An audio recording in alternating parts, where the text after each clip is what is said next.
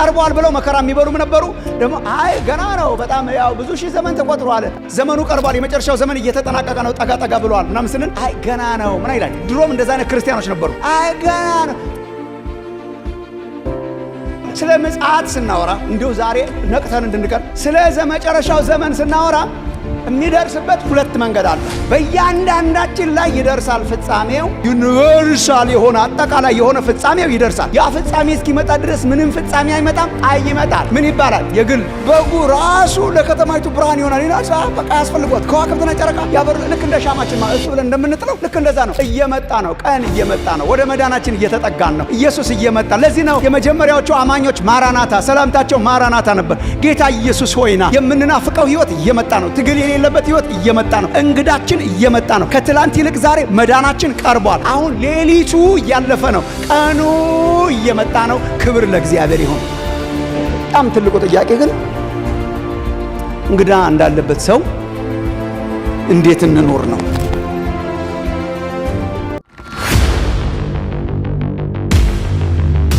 ወቅቱ ያለውበትን ባካፍላችሁ ይሻላል ብዬ ነው ያሰብኩት እና ለረጅም ጊዜ የማሰላስለው እግዚአብሔር ቃል ክፍል ነው። ጌታ ኢየሱስ በማቴዎስ ወንጌል የመጨረሻው ትምህርቱ የምጽአቱ ትምህርት ነበር። ከዛ በኋላ ወደ መስቀሉ ነው የሄደው። በሮሜ ምዕራፍ 13 ላይ ያለ የመጽሐፍ ቅዱስ ክፍል ነው። ሮሜ ምዕራፍ 13 ከቁጥር 11 ጀምሮ እስከ ቁጥር 14 ድረስ ከእንቅልፍ የምትነሱበት ሰዓት አሁን እንደደረሰ ዘመኑን እወቁ። ካመንበት ጊዜ ይልቅ መዳናችን ዛሬ ወደኛ ቀርቧልና፣ ሌሊቱ አልፏል፣ ቀኑም ቀርቧል። እንግዲህ የጨለማውን ሥራ አውጥተን የብርሃንን ጋሻ ጦር እንልበስ። በቀን እንደምንሆን በአግባብ እንመላለስ። በዘፈንና በስካር አይሁን፣ በዝሙትና በመዳራት አይሁን፣ በክርክርና በቅናት አይሁን። ነገር ግን ጌታን ኢየሱስ ክርስቶስን ልበሱት። ምኞቱንም እንዲፈጽም ለሥጋ አታስቡ። ክርስቲያን የሚኖረው ቀጠሮ እንዳለው ሰው ነው። ክርስቲያን የሚኖረው ዘመን እንደደረሰበት ሰው ነው። እንግዳ እንዳለበት ሰው ነው። አለኝ ቀጠሮ ኢየሱስ ከሚባል እንግዳ ብለን እንደዘመር ነው። ክርስቲያን የሚኖረው እንደ እንግዳ ተቀባይ ሰው ነው። የሚመጣ እንግዳ እየተጠባበቀ እንዳለ አይነት ሰው ነው ሊኖር የሚገባው። በነቃና በሚጠብቅ ህይወት ነው መኖር የሚገባው ነው። ሮሜ 13 እንግዳ ያለበት ሰው ያስታውቃል። እንግዳ የሚመጣበት ቤትም ያስታውቃል። እናንተ አሁን ራሳችሁ ምስክር ናችሁ። ዛሬ ቤታችሁ እንግዳ መኖሩን ጥቂት ቤታችሁን ብታሳዩኝ አውቀዋለሁ። ያስታውቃል። የሽር ጉድ ቤት ነው። እኛ ቤት እንግዳ ሊመጣ ሲል እኔም አውቃለሁ፣ ልጆችም ያውቃል። ያስታውቃል። ዝም ብለን እንኖራለን። እኛ ሲምፕል ነው በቃ እንኖራለን። የሆኑ ነገሮች ለወጥ ካሉ በጠዋት ተነስቶ ጋጋጋጋጋ የሚል ነገር ከበዛ አለ የሚመጣ ማን ነው እንጂ የሚመጣል ያስታውቃል። እንግዳ ጠባቂ ሰው ያስታውቃል። ደግሞ ትክክል ነው። በጣም ከቤት ውጭ የሚመጣ የምናስተናግደው፣ በተለይ የምናከብራቸው የምንወዳቸው ጓደኞቻችን ሲመጡ ነቃ ብሎ መዘጋጀት ያለ ነው። ይሄ እንግዳ ጋብዞ የሚዘናጋ ሰው ብዙ አናውቅም። በሀገራችን በተለይ እንግዳ ተቀባይነን ብለንም ስለምናስብ በጣም ብዙ ዝግጅት ይደረጋል። ዳትስ ፋይን፣ ልክ ነው። አይተው ሰውየውን ያስታውቃል። የሌለበት ቤትም ያስታውቃል። እንግዳ የማይመጣበት የሚመጣበት ቤትም በጣም ያስታውቃል። ክርስቲያን የሚኖረው እንደዛ ነው። ወንድሞች እናቶች፣ ተጠባባቂ እየመጣ ያለ እንግዳ አለ። የጌታችን ምጽአትና ለእርሱ የተጠቀሙበት ቃል፣ የመጽሐፍ ቅዱስ ጸሐፊዎች የተጠቀሙበት ቃልና የነገስታት ከተሞችን መጎብኘት ቃል አንድ አይነት ቃል ነው። ፓሩሲያ ይባላል በግሪክ። አንዳንዶቻችሁ ታውቁ ይሆናል። ፓሩሲያ ማለት ከሮማ ተነስተው ቄሳሮቹ ከሮማ ተነስተው አንዳንድ ጊዜ አንዳንድ ከተማን ሄደው ይጎበኛሉ። ዕጣ የወጣላትን ከተማ ሄደው ይጎበኛሉ። ሄደው ያያሉ፣ ቪዚት ያደርጋሉና ሊመጡ ሲሉ ያስታውቃል። ከተማው ሸርጉድ ይላልና ነገስታቱ ይነሱና ሄደው ያችን ከተማ ይጎበኛሉ። ልክ እንደዛ ጌታ ኢየሱስን ይወስድና የነገስታቱ ንጉስ ከሮማ ሳይሆን ከሰማይ ብድግ ብሎ ወደ ምድር የሚመጣበትን ያንን ቪዚቴሽን ልክ እንደዚያ አይነት ቃል ነው የሚጠቀመው። ለምን? ኢየሱስ እየመጣ ነው። ንጉስ ነው። ተመልሶ ይመጣል። ወደዚች ይመጣና የዘመን ፍጻሜ ይሆናል እና እሱን ነው ጳውሎስ የሚያስታውሰን። ሮሜ ምዕራፍ 13 ቁጥር 1 ተመልከቱ። ዘመን እየመጣ ነው። አልሰማችሁ እንደሆነ አሁን ከእንቅልፍ የምትነሱበት ዘመን እንደደረሰ ዘመኑን እወቁ። ሰዓት ደርሷል ይላል። ለምን? ካመንበት ጊዜ ይልቅ። ይሄ እኮ በጣም ግልጽ የሆነ ተግባራዊ ፕራክቲካል ነገር እኮ ነው የሚናገረው። ካመንበት ጊዜ ይልቅ ምናችን? መዳናችን ዛሬ ወደኛ ቀርቧል። ድነን የለም ወይ? አንዳንድ ሰዎች አሉ ድነናል፣ ደግሞ ወደፊት እንድናለን ስንል ጆክ ምናምን ይሰራሉ።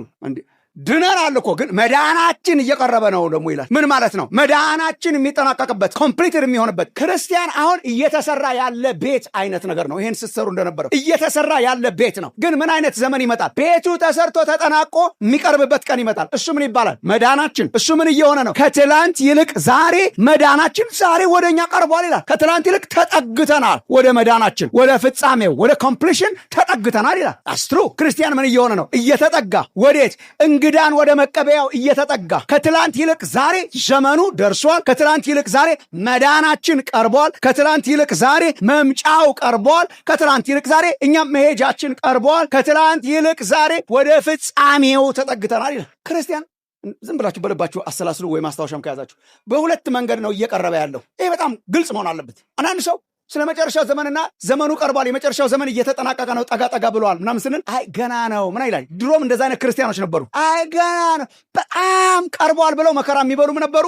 ደግሞ አይ ገና ነው በጣም ያው ብዙ ሺህ ዘመን ተቆጥሯል፣ እመጣለሁ ብሎ ብዙ ሺህ ዘመን ተቆጥሯል ብሎ የሚዘናጋ ሰው አለ። ስለ ምጽአት ስናወራ እንዲሁ ዛሬ ነቅተን እንድንቀር ስለ መጨረሻው ዘመን ስናወራ የሚደርስበት ሁለት መንገድ አለ።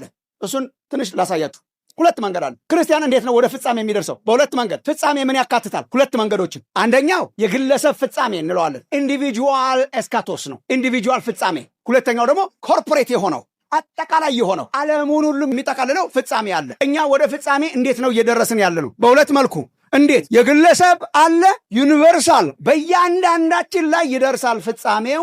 እያንዳንዳችን ላይ የሚደርሰው ፍጻሜ የፍጻሜ አካል ነው፣ የኤስካቶስ አካል ነው። ዓለም በአጠቃላይ ዩኒቨርስ በአጠቃላይ የሚለማመደው ኤስካቶስ ደግሞ አለ። ምሳሌ ከፈለጋችሁ ሮሜ 8ን አንብቡ። ፍጥረት ራሱ በምጥ ላይ ነው ያለው ይላል። ጠቅላላ ፍጥረት ዓለሙ ትራንስፎርምድ የሚሆንበት ኤስካቶስ አለ። መጨረሻ 2 3 ነው የሚደርሰው ምናምን እያልክ ነው አይደለም። በግል እንለማመደዋለን፣ ከዛ በጋራ እንለማመደዋለን። እንዴት አድርገን ነው በግል የምንለማመደው? ከትላንት ይልቅ ዛሬ መዳናችን ቀርቧል። በግል ምን ማለት ነው? ከትላንት ይልቅ ዛሬ ወደ ሞታችን ቀርበናል ማለት።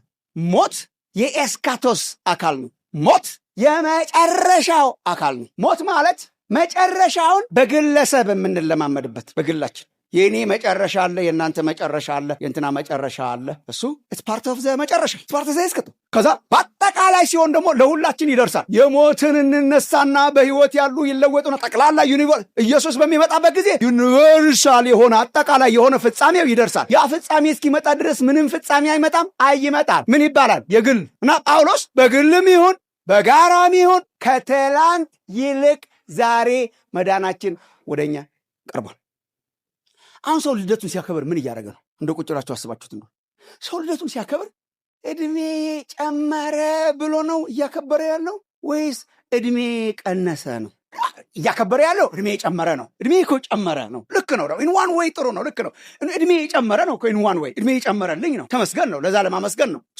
ዛሬ ከሰዓት በኋላ ፕላን ካላችሁ ጎ አሄድ፣ ኬኩን ቁረሱት፣ መብራቱን አብሩት፣ ምናምን አርቡ፣ ሻማው ይለኮስ። ለምን? እድሜ ጨመረልን እግዚአብሔር። ግን ሪሊ እድሜ ጨመረልን ነው ወይ? በሌላ አገላለጽ እኮ ሪሊ እድሜ ቀነሰ ነው። ለምሳሌ 100 ዓመት እንድትኖሩ በቃ ልመድብላችሁ። ሰው መኖር ስለሚፈልግ እዚች ምድር ላይ በቃ 100 ዓመት እንዲኖር የታሰበ ሰው 50ኛ ዓመቱን ዛሬ ሲያከበር እኮ ከትላንት ይልቅ ዛሬ ወደ 100 ተጠጋሁ ነው። በሌላ አገላለጽ ባለፈው ዓመት ልደቴን ሳከበር 51 ቀርቶኝ ነበር ወደ መዳኔ፣ ዛሬ 50 ቀረኝ ነው። የሚቀጥለው ዓመት 51 ሲሆን አምና 50 ቀርቶኝ ነበር፣ ዘንድሮ 49 ቀረኝ። እሱ እኮ ነው ማይ ፍሬንድስ፣ ፕራክቲካል እኮ ነው። ከትላንት ይልቅ ዛሬ እኮ ወደ ፍጻሜያችን እየቀባን ነው። ከትላንት ይልቅ ዛሬ እኮ ወደ ኢየሱስ ምጽአት እየተጠጋ ነው። ለእኛ ደስ የሚለው ለክርስቲያኖች ደስ የሚለው ወደ መዳናችን ነው። ወደ መዳናችን ይልና እንዲያውም ጳውሎስ ሌላ አገላለጹ ለክርስቲያን ማለት ነው። ጌታ ኢየሱስን ካልተቀበላችሁ ማሰብ ያለባችሁ ለዚህ ነው። ወዴት እየተጠጋችሁ ነው እንጂ እየተጠጋችሁ ነው። በጌታ ኢየሱስ ያመኑ ወደ ምናቸው እየተጠጉ ነው? ወደ መዳናቸው ፍጻሜ። ይሄ ከኃጢአት ጋር የምንታገለው ህይወት አለ አይደል? አሁን ድነናል፣ ግን ከኃጢአት ጋር የምንታገለው ይገላግለናል። ኢየሱስ ይመጣል፣ ይገላግለናል። የእውነት ከዚህ የስጋ የኦልድ ኔቸር ትግል ከሆነች ዓለም ይገላግላል፣ ይመጣል። ወንድሞቼ ናቶቼ፣ ወደው እኮ አይደለም። ጨረቃና ከዋክብት እኮ ቦታ የሚለቁት ወደው አይደለም። መብራት ይመጣል። ለከተማይቱ የመብራት ብርሃን አያስፈልጋት።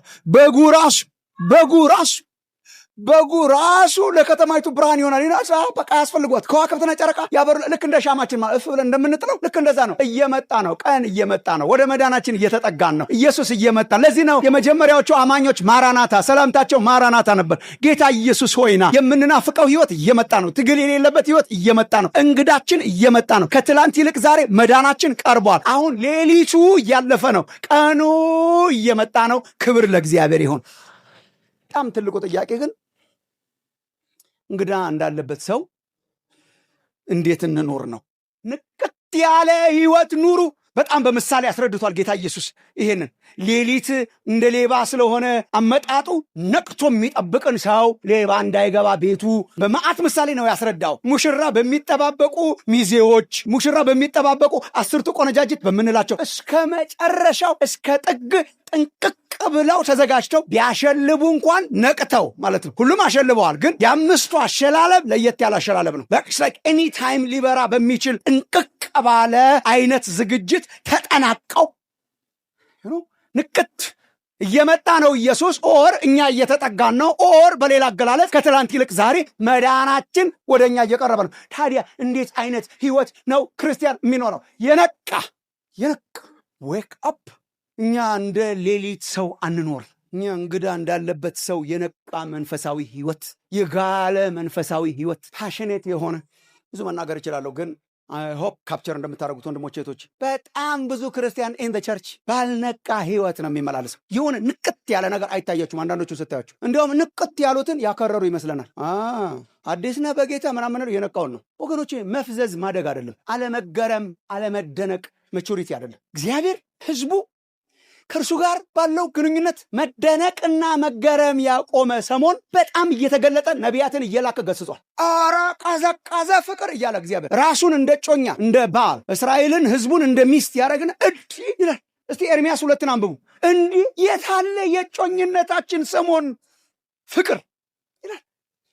የታል የጨኝነትሽን ፍቅር ረስተሻል ይላል። የታጨሽበትን ምረት ያን ሰሞን ገና ፍቅር የያዘን ሰሞን ነው። እጮኛሞች አላረስ ሲተጫጩ የመጀመሪያው ሰሞን የታለ? እግዚአብሔር የረዳው ሰው እኮ ከጌታ ጋር የመጀመሪያው ፍቅር ይቀጥልለታል። የቀድሞ ፍቅርህን ትተሃል እኮ ነው ኤፌሶንን ያለው ራዕይ ዮሐንስ ምዕራፍ 2 ላይ። የቀድሞ ፍቅር ማለት ምን ማለት ነው? የጮኝነት የመጀመሪያ የተጋጋለችው ጸሎት ብርቅ ነው። መጽሐፍ ቅዱስ ማንበብ ብርቅ ነው። ከወገኖች ጋር ህብረት ማድረግ ደስ ይላል። ስንዘምር ውለን ስንዘምር ብናድር ምንም አንገረምም። ቀስቃሽ አያስፈልገንም። ተነሳ ቁጭ በል ያዘው ልቀቀው የሚል አያስፈልገንም። ፓሽኔት ነን። የጌታ ነገር ያስገርመናል። የመዳናችን ነገር ይደንቀናል። አሁን እንደተወለዱ ልጆች የሚቧርቅ ማንነት ውስጣችን ነበረ። እሱን የገደለውን ነገር እግዚአብሔር ከህይወታችሁ ያንሳላችሁ። ኢየሱስ ሁልጊዜ ብርቅ ነው። እግዚአብሔር ሁልጊዜ ብርቅ ነው። መዳናችን ሁልጊዜ ብርቅ ነው። እንዴት እንድንኖር ነው እግዚአብሔር የሚፈልገው? በዚያች በመጀመሪያዋ በጮኝነት በምትቧርቀዋ አይነት ህይወትና ፍቅር መኖር ምን ይባላል? መንቃት ይባላል። ንቁ፣ ነቃ በሉ፣ ነቃ በሉ።